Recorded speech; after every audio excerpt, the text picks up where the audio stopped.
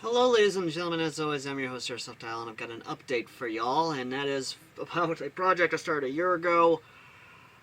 Good sweet Jesus Christ, it has been one in the making. So I finally had time to find some glue, hot glue, to basically hot glue some of the pieces together to basically do the thing that needs to be done.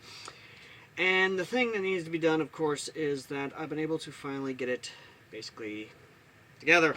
That is, of course, the Fallout radio pack. Now, the Fallout radio pack does not look like what it does in Fallout 76, which, of course, again, I kind of took that as inspiration. It actually looks like a V1 prototype that is a proof of concept than anything else.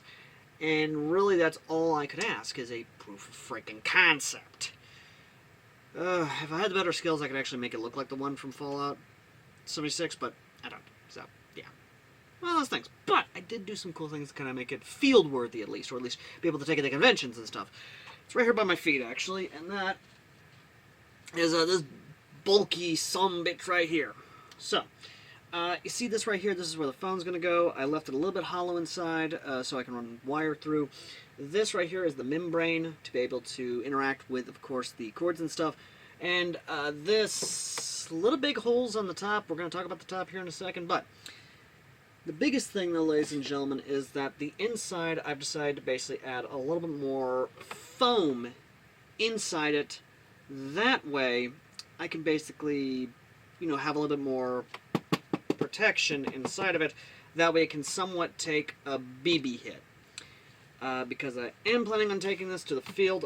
I am planning on running this on the field. It's just, one of those things of, I'm doing what I can. Now, as for the housing here that you can see, the housing there, this will actually fit the radio I have planned to use in it, which of course is the Baofeng. Again, proof of concept. And of course, wearing the top over it, I'm able to actually have, well, not the antenna on right now, but basically with the antenna off here, let me just get that unscrewed right here.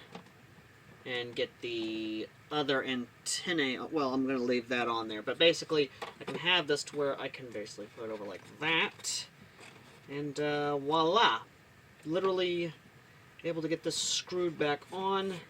Again, I made the hole a little too big, sadly, when drilling on it.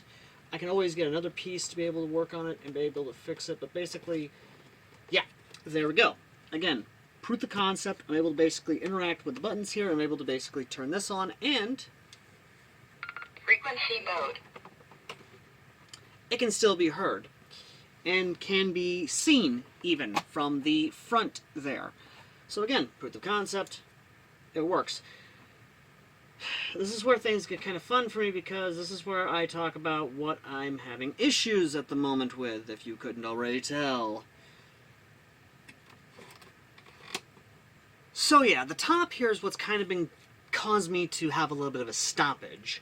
Because the thing is, I took the advice of my stepfather and basically decided to use the back piece here as the piece where your back would go in as sort of the base for the main box itself, as well as kind of this being free floating, because this is basically just friction fit on, so I can take it on and off if I have to, and basically undo the screws that are holding this in place to the frame itself.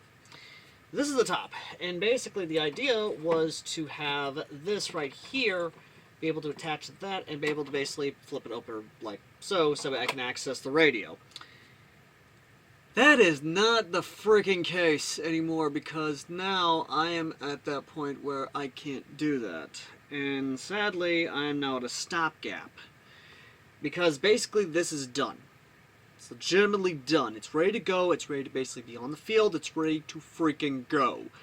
What's stopping me is literally the top here and this curved piece here, which I am going to basically have as like a handle.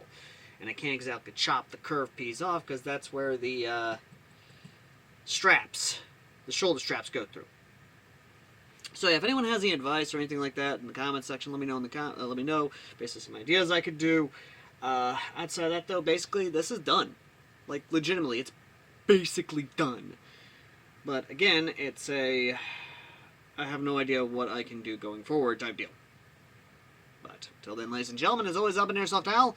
And if you want to help out with future projects and builds, consider checking out the links down below. And, of course, all that other good jazz. If you'll excuse me, I'm a little tired. I put a lot of hours of work into this, and I have to consider doing a full video in the friggin' future. Till next time.